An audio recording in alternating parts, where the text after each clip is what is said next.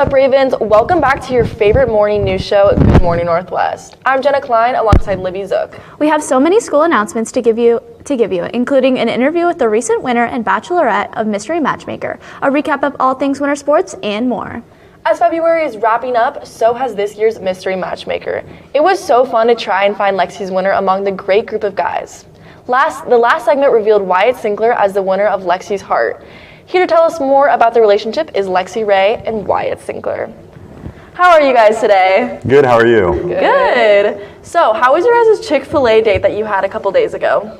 Good. Yeah, it was good. The conversations we had were good, and the car ride was fun, and the food was good. Except Ashland didn't really pay me back for the Chick-Fil-A, but it's all good. I don't really care. But I had a good time. So, Wyatt, why did you take Lexi to Chick-Fil-A? I took her to Chick-Fil-A because I was watching the videos after I was in them, and I heard her say Chick-Fil-A was her favorite restaurant, so I had to take her to Chick-Fil-A. So Lexi, why did you choose Wyatt? What qualities made him stand out from the rest of the contestants? I feel like he just really had solid answers to the questions that I asked, and he definitely has a good personality. I could tell he's really funny. So Wyatt, how was being on Mystery Matchmaker? Were you nervous? Did you think that you were gonna win? How confident in you were you? I really was pretty confident. I think I actually have a lot of self-confidence, and I do think the competition was super light. Not to be on a high horse or anything, but I did think I was going to win going into it, and I just had full confidence in myself. Gotcha, okay. So how was formal? I saw you guys went. Did you have a good time? Did you pay for her dinner? Yeah, I tipped, but But no, we both had a good time. Where did you guys go to dinner? went to Red Door. Yeah. Fun. So Lexi, how was finding love on Mystery Matchmaker? It was really interesting and fun to experience. I've never really done anything like that or been on camera before, so it was a fun experience, and I'm happy with how it turned out. Perfect. So our last question for you guys is, are you guys dating? We kind of decided not to date and just be friends because we're both going to college in a couple months, so it kind of would just ruin the whole point of dating. Yeah, and we've been friends for so long, I feel like we just wouldn't want to ruin our friendship. Yeah. Yeah, I can see that. Sure, okay. Thank you, Lexi and Wyatt, for coming on the show. Now let's toss it over to Keaton Code and Heidi McCormick to play a fun game with Crumble employees. What's up, Ravens? I'm Keaton Code, joined alongside Logan Connor, Truman Mathena, Ryland Edwards. These students, like many other ONW students, work at local businesses in the community. So today we are having a cookie decorating competition. So the rules are simple. You'll have 2 minutes to decorate the best cookie you possibly can, and our 2 guest judges will come on to judge them at the end. All right, are we ready? 2 minutes is on the clock. 3, 2, 1, decorate. All right, boys, I'm going to ask you some questions while you tackle these cookies. So what is your least favorite Crumble cookie? Definitely the orange roll. the cornbread. Both are pretty terrible. And what is your favorite Crumble cookie? Oh, the s'mores sounds so good. The monster cookie. I would say, yeah, Monster. And then what is the most difficult cookie to make at Crumble? Once again, the orange roll. There's a half and half cookie where you have to use 2 doughs and roll them together. Oh, so you're taking a little stack the cookie approach. Is that supposed to replicate the 2 cookies that you stacked together at Crumble? No, not at all. Not even close. Okay, all right. You seem to be making a little face on the cookie. That's right. I like that approach, very different. On the end, Ryland has 5 blue cookies. What's the approach there? It's the Crumble way. That's all I know. Okay. So some of you are going with more to stay with the smaller amount of cookies, but make those the quality. Okay. And then the other ones are just really focusing on quantity over quality. You got 35 seconds left on the clock to make this the best cookie you've ever made. Make your Crumble employers proud. I don't know about that. Looking at 25 seconds left, our judges will be coming on to judge these cookies. They're pretty harsh critics, so got to make it the best you can. Looking at about 10 seconds left, get your finishing touches on those cookies. Yeah, go ahead. Wow, we are at 4 cookies high. Keep going. Sprinkles, we got 1. Time is up, hands up, off the cookies.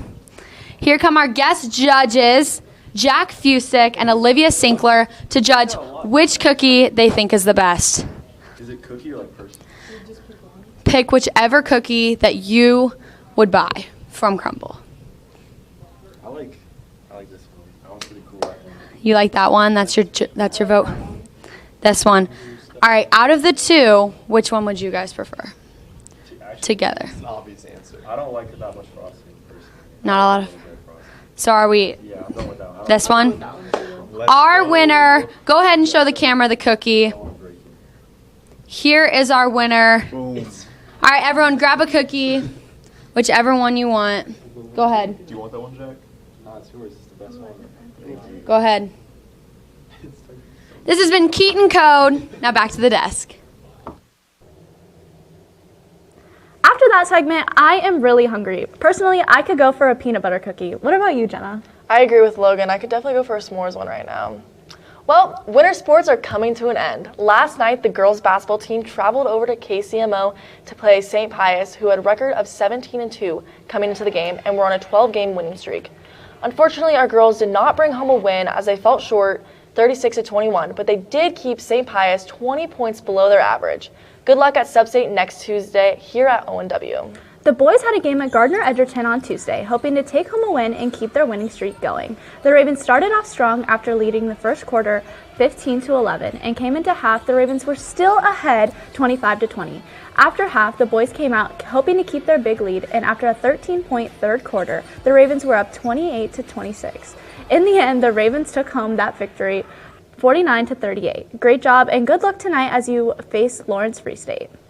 Girls wrestling has come to a great end of their season. Last night, we had 4 Lady Ravens making history as ONW's first appearance at the state tournament.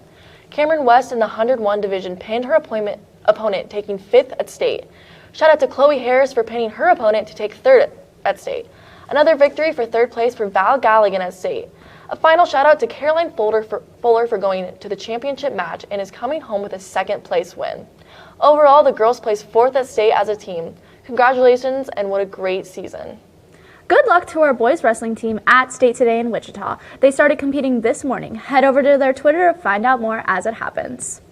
Last weekend, the boys swim and dive team traveled to Wichita to compete at state. The Ravens placed 5th overall out of 28 teams participating.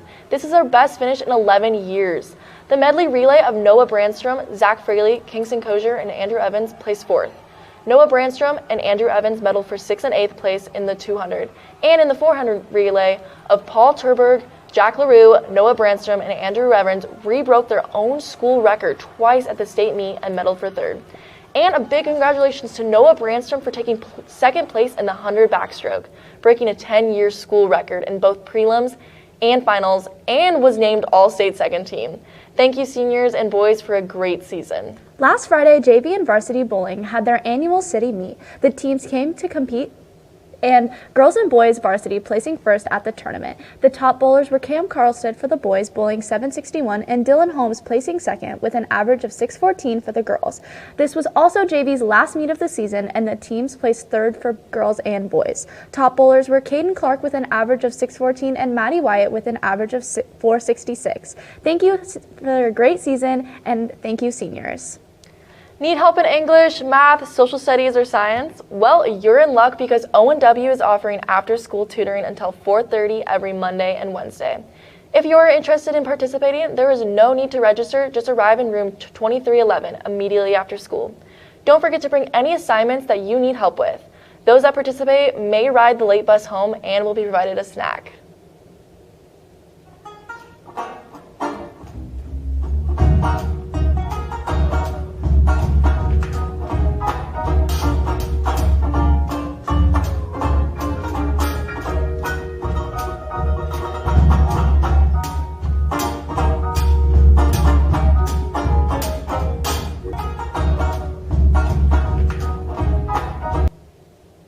The KMUAs are taking place this weekend. Good luck to all our talented students in band, orchestra, and choir. We know you will rock it.